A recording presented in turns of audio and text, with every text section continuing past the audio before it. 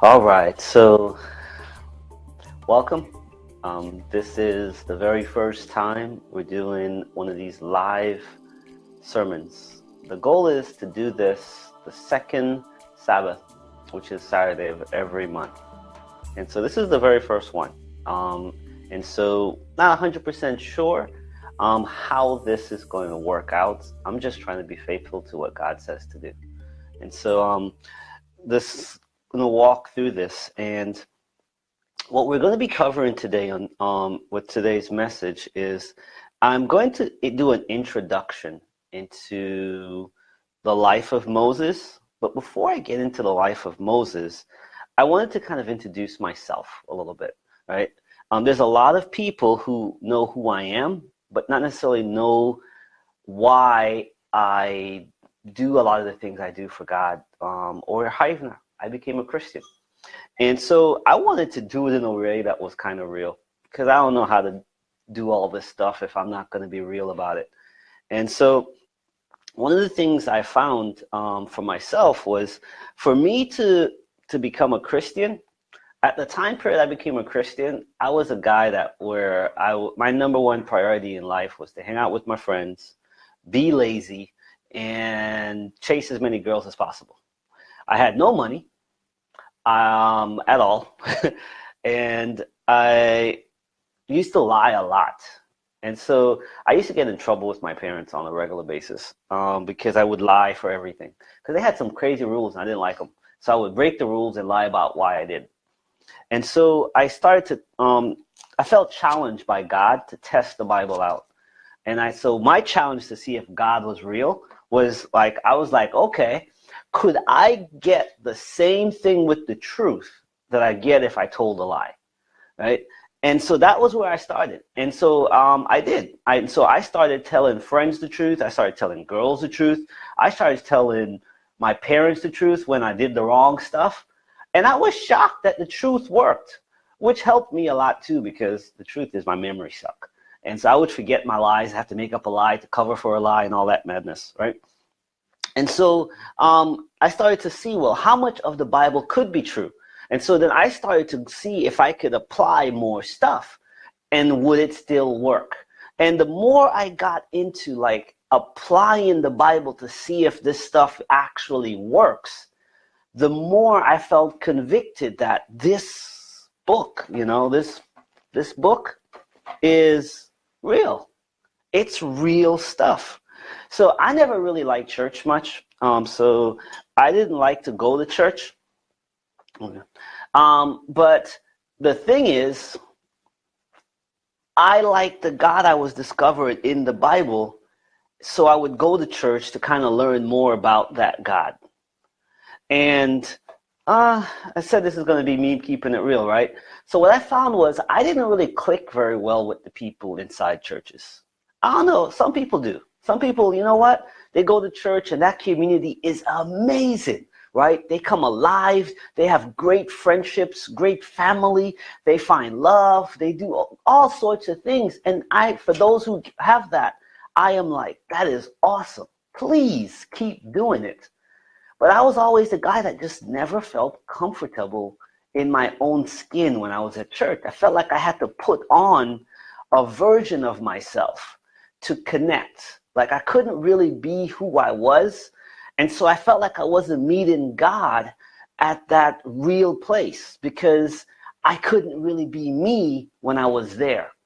So I found out when I started to like do outreaches where I would meet people in the community, people wherever I was at, right? I was a very entrepreneurial guy, so I did a lot of business ventures. And I would meet business owners, and a lot of them were Christians. And I would meet people who just had a lot of good ethics and stuff, right? And I felt it was easy for me to be real there and also share the God I knew with them. And to my shock, most people actually was like interested in that. They like wanted to know more. They just didn't like to do it in that church place. So I found that I was able to share the Bible a lot outside of a church building. In fact, I was able to share so much outside the church building, I launched ministries that did just that, We shared Bibles. We helped businesses that launch, do different things. And it started to make more, like the Bible and being a Christian made more sense to me when I'm outside of the church walls than inside the church walls. And so God asked me to start to do ministry stuff. But I discovered something. And you might have discovered the same thing too. As soon as you start doing a lot of ministry work that's outside of a normal church structure, you don't have the same support system. The elders or pastors or church members that would normally support you and have your back if you were doing something inside of the church structure, in the building and the programs that's already been established, they didn't give you that same level of love and support when you're doing that same work, but now outside, right? So I at first thought this was a negative, and then I realized, no, Jesus said, you know what? There's a new wine and old wine, right? And you take the new wine and you put the new wine in new wineskin, and you put the old wine in old wineskin. You go like, what the heck am I talking about? All right, let me break this down for you. So back in the Middle Ages, they would actually have what's like wine. They would pour that into a bottle that was made out of goat skin, right? It was dried goat skin, right? And so what you would do is when you put new wine into it, it would ferment and it would expand. And as it expands, it stretches it, right? But because it's new goat skin that's been dried, it's clean, everything is there, but it's still considered new, it would expand. Once it's gotten older, it's now at its size. It's no longer going to expand. So if you took that goat skin, right, and you put in, you finished the new wine that was in it, right, and now you pour in old wine inside of this, what happens is when you pour the old wine into that container, you're going to fill it up to its capacity. When you close it, it will start to ferment and expand. As it starts to do that, what happens is it would burst that skin because the skin is too old to expand. This is the reality of a lot of churches in the time of Jesus. When Jesus came into ministry, right? He says he was new wineskin. New wine, and his ministry needed to be put in new wineskin. Right? So what you're looking at today is most people who are going to churches today in America, if you're going to church in the United States of America, you're probably in churches that were designed off of the Jesus movement of the 1970s, right? And that's influenced the architecture, the music, the style, and everything else, right? Later on, we've had other different movements of God, but in most of the established churches, they still function in those mindsets. Their infrastructure, their resources are all designed with that model in mind. So what happens when you want to do something outside of that? When you want to take it out the box, you're then asking the old wineskin to stretch. That's not appropriate. What you need to do is be okay and embrace that when God wants to do something new, oftentimes he pick a brand new model and a brand new way of doing it. And so God asked me to start a church, and it was like, yeah, start this thing online. Start it online and connect to people where they're at. Don't ask them to leave their house and do whatever. You can minister to people all over the world, or just by simply ministering to them online. And so this is me starting off that journey, right? So that's my introduction into me, kind of where I'm at and why I'm doing this. My goal is to continue those amazing conversations I've had with people over the years, but to start recording some of them, because people have been asking me so much to record these, and I've been slow to record them because it's difficult. There's a lot of stuff, man. I want to thank all the people who have already contributed and gave me donations to buy lights and cameras and different things. I salute you. I appreciate your support. We're going to keep making those videos that we show on YouTube. We're going to keep doing that. But in addition to that, again, the second Sabbath of each month, we're going to start to break down the word via live streaming on Facebook. So now, I'm going to try to introduce you to someone that most people are kind of familiar with through either movies or books or just been around churches a lot, and it's Moses. And what shocks me is I have never seen a Moses movie that was biblically accurate. I'm going to let that sink in for a minute. Yeah, none of them, right? I'm saying even the Charles Heston Ten Commandments one, it was pretty close, right? My absolute favorite, though, is Prince of Egypt, right? I mean, you're looking at where they came, these famous producers and directors came together to create a movie studio that would make amazing creative movies. And the first one they decided to make is the story of Moses. They said it was the most epic story ever. And so that's why they made it their first movie. And most people don't know how rich, how excited, how much stuff is actually in Moses' journey. But because almost every story seems to leave out so much, I was like, this is crazy. And I have to take my time. So we're going to be doing this in increments as we journey together. I'll be doing live stream versions of it. I'm pretty sure because I'm only going to do live streams once a month, at least initially. I'll probably have to record some other stuff so that we can kind of catch up. But this is going to be our introduction into this. And the cool thing is, in the book of Exodus, right? In the book of Exodus, it starts off with Moses' story from before he was born to his birth, to his upbringing, to his adult life, to his running away, till him coming back, to him leading them in the promised land, all the way to his death.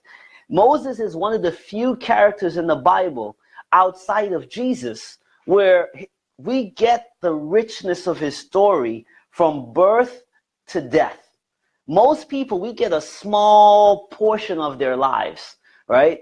And even if they do cover their lives, it doesn't give as much detail as Moses' story does. So I'm going to read some of this stuff from the Bible because I'm a big fan of this book, the Bible. All right. I'm going to read some of this from the verses, and then I'm going to start to kind of add some layers to it based on what I've studied and meditated on and prayed on about it with God. All right. So let's start this thing off.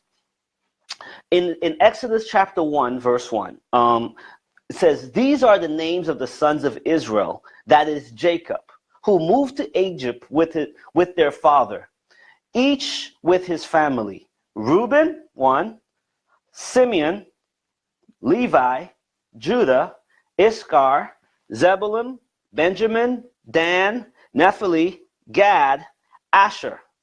Right? So those are the ones who moved to Egypt.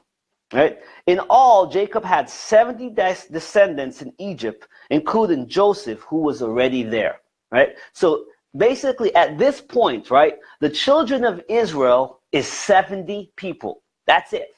Right? Just think about that. That's not even a nation, right? That's barely a neighborhood. Right? So when they went to Egypt, the story of Moses is also, if you really follow it, the story of Israel becoming a nation.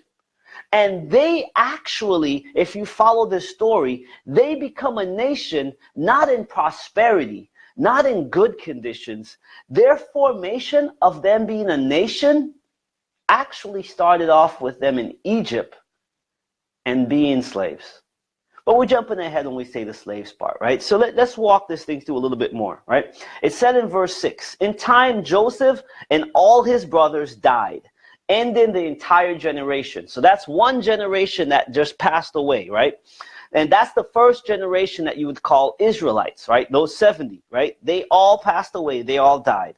But then their descendants, the Israelites, had many children. So that their children becomes a second one, right? The descendants become a second one, and then the descendants had children becomes a third generation, right?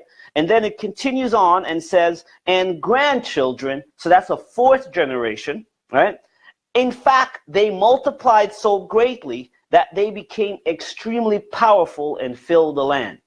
So they went from 70 to being powerful people living in in Egypt. They were the powerful people there, and they filled the land. So they became, so sorry, let me correct myself from earlier. Their foundations is really in Egypt and prosperity, because it says that's where they filled the land, right? In verse 8, it says, eventually though, right, a new king came into power in Egypt who knew nothing about Joseph or what he had done. That verse used to always confuse me. I used to be like, how could he not know? I mean, Joseph saved Egypt, right? They were like 7 years of drought. Nobody had any water or rain. Everything was dying. Egypt was like one of the only places that had food. And Joseph moved all the money from the people's pocket to the king's pocket. How did he do that? When their food ran out, they went to Joseph to buy food. That continued on until they had no more money, because they spent it all on food, because the drought was 7 years. So finally they had no money, so they started coming to Joseph, and they started signing over the deed to their property. And then they ran out of the land. So finally after that, they started signing over family members as servants. And all of this was moving into the bank account of the Pharaoh, the king of Egypt. So this guy, I'm like, how do you forget the guy that made you guys so wealthy? Well, here's the part of this, and this is what caught my attention in this. When Joseph's father died, Joseph asked the advisors of the Pharaoh for permission to leave to go bury his father, because he had to go back to the land of Canaan to do that.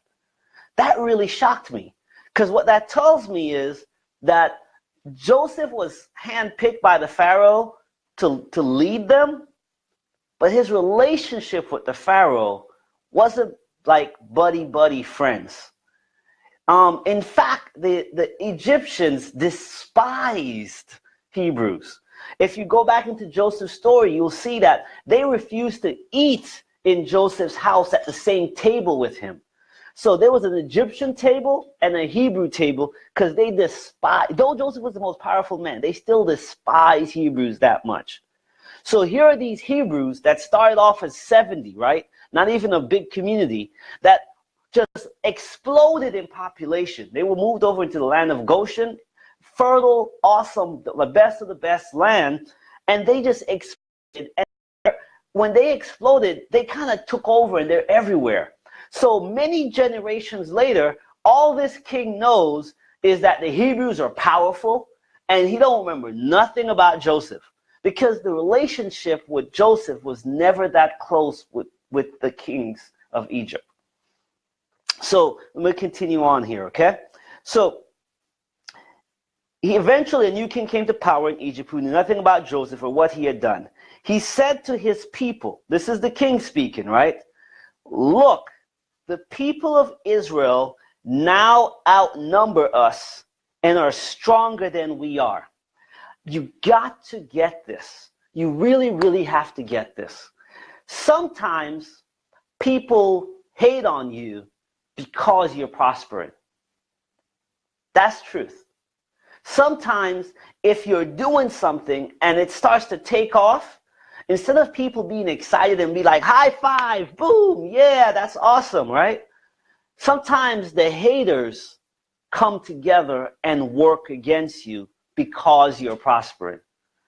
These 70 people now outgrew to their own little nation within a nation. And they outnumbered the Egyptians, according to the Pharaoh, right? And they were so powerful that they were questioning whether or not the Egyptians will end up becoming servants to the Israelites. That was a legitimate fear that they had. So you have to be careful sometimes. Let me give you some practical advice. I remember talking to somebody a long time ago, and he was struggling, man, because he was arguing and just frustrated with his dad. And I said to him, honestly, I said, dude, you know, you really can't be a man in another man's house. That's just truth, right? People don't always want to hear truth like that, but it's truth. You can't be a man in another man's house, which what that means is somebody's going to have to be the boss. Somebody's going to have the final say. Somebody has to determine what are the rules that we're going to abide by here, right? And so this king was super worried that he was no longer going to be that person that has the final say, because these Israelites, these Hebrews came in and they took over. So he had an awesome idea, and he says, we must make a plan to keep them from growing even more. If we don't, and if war breaks out, they will join our enemies and fight against us. Then they will escape from the country. Now, here's the thing that we miss sometimes in this. He didn't want them to grow too powerful and take over, but he didn't want them to leave. This just bothered me so badly. I was thinking about this and just praying about it like all week. I was like, God, really? That is just strange. Why in the world would they not want, I mean, as a king, why would he not want him to leave? And then I had to go back to Joseph. Like, why did Joseph have to ask for permission to go bury his dad in another country? And here's what I realized. See, kings measure their kingdom by the size of land, resources, and people. So the king of Egypt says, we have this much territory, that's land. We have this much resources, that's the river, that's the buildings, that's all the different stuff that they have that produces money and revenue, right? But then the size and the quality of the people. See, the Hebrews, these Israelites that grew up in Egypt and became powerful, to him they were valuable for their contributions. And he didn't want them to go. He wanted them not to take over, but not to leave. Imagine you're at your job. Your boss wants you to do really good, but your boss doesn't want you to outshine them. Your boss wants you to be there because your boss knows that you being there is part of the reason why they're doing good. But they don't necessarily want you to become bigger than them. And you have to know when it's time to leave. You have to know when your God is prospering you so much that you have to leave where you're at. If you're doing a ministry in a church and your ministry outgrows the church, don't be scared to take it and leave. I'm serious. How do you think some of these hospitals started? Most hospitals started by some Christian folks doing good in the community. And they opened up a clinic. And the clinic was connected to a church.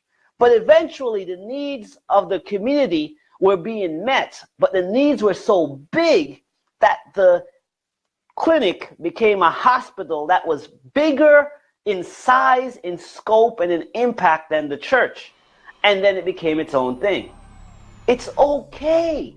Sometimes we act like we have to stifle a ministry to keep it within the bonds of the church walls, and you don't. But at the same time, you don't want to leave a church just because. That's just stupid. I'm sorry.